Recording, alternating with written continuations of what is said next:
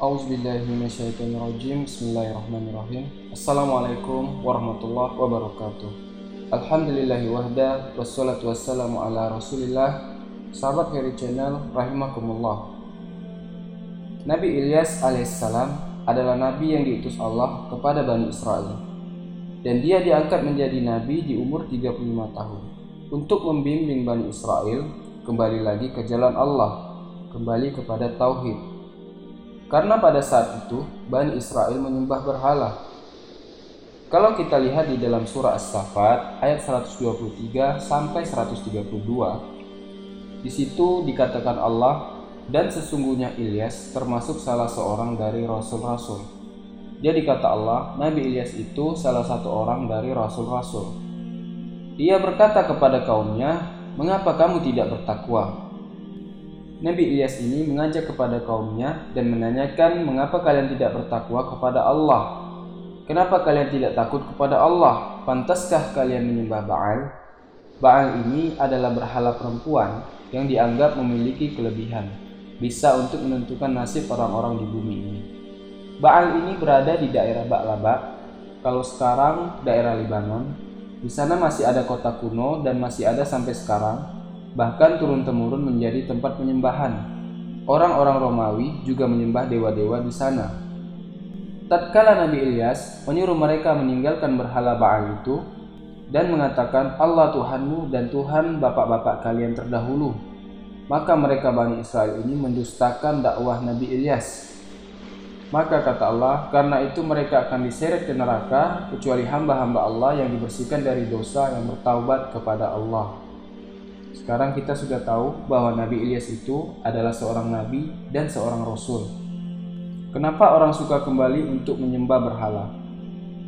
Inilah kecenderungan manusia terhadap benda-benda yang dicintainya. Jadi kalau sudah nampak nyata dan unik, kemudian ada orang yang coba mengamalkannya, mendapat keberuntungan, padahal itu adalah tipu daya iblis.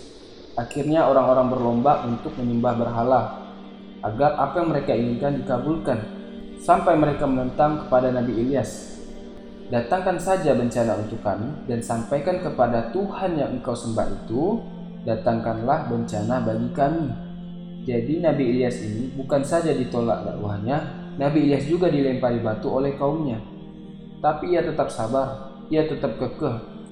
Teman-teman, Nabi Ilyas ini dia tidak mau bergaul dengan Bani Israel. Dan Nabi Ilyas ini tinggalnya di dalam hutan. Kenapa di dalam hutan?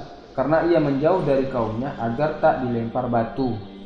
Jadi walaupun ditolak, Nabi Ilyas tetap berdakwah kepada mereka. Nah, selama di hutan itulah Allah berikan mukjizat kepada Nabi Ilyas. Ada burung gagak yang selalu mengantarkan makanan kepadanya. Karena masyarakat tidak lagi mau memberikan ia makan. Jadi asal mereka melihat Nabi Ilyas nampak berdakwah, maka kaumnya pun melemparinya batu.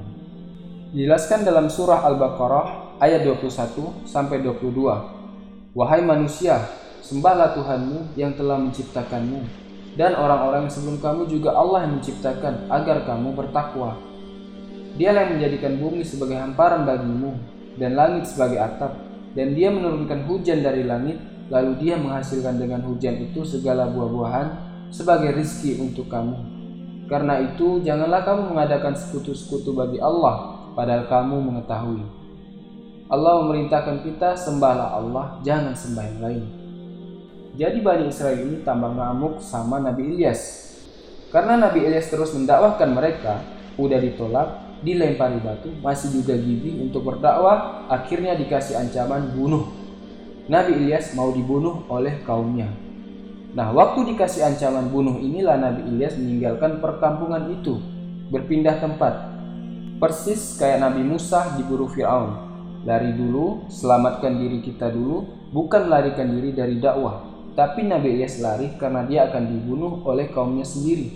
Berpindah-pindah tempat. Tatkala ia bersembunyi dalam sebuah gua, nah, di gua itulah Allah mengirimkan burung gagak yang senantiasa membawa makanan untuk Nabi Ilyas.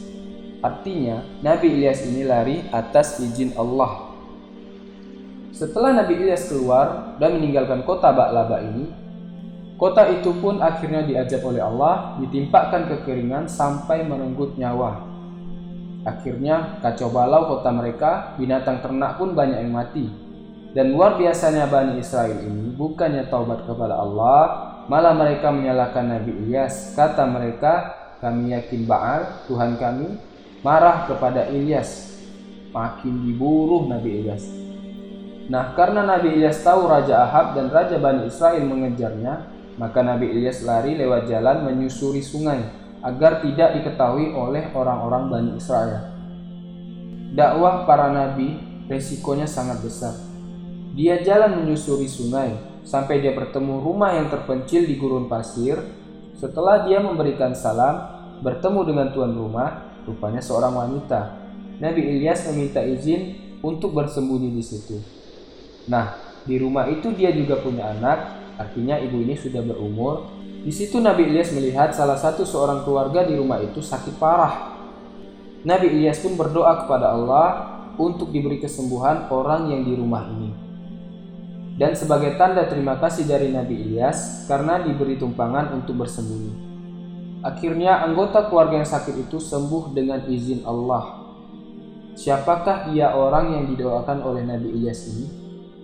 Ia adalah Ilyasa. Kemudian sejak saat itulah Nabi Ilyasa mendampingi Nabi Ilyas dalam berdakwah. Ia diajarin oleh Nabi Ilyas, diajarin tentang tauhid dan disampaikan dakwah kepadanya. Sampai akhirnya Ilyasa ini diangkat menjadi nabi. Setelah beberapa tahun orang Ba'laba sudah putus asa, sudah disuruh nyala imam-imam dia berdoa ke Baal, tapi apa kenyataannya? Bencana itu tidak berkurang juga, tetap tidak ada kurang sama sekali. Akhirnya ada satu orang berkata dari kaum mereka, kita kan dulu sudah diingatkan sama Nabi Ilyas, kita tidak mau terima dakwah mereka. Ini adalah ajab Tuhan Ilyas. Ayolah kita cari dia, bertobat kita kepada Allah. Nah, setelah itu dicarilah Nabi Ilyas ini.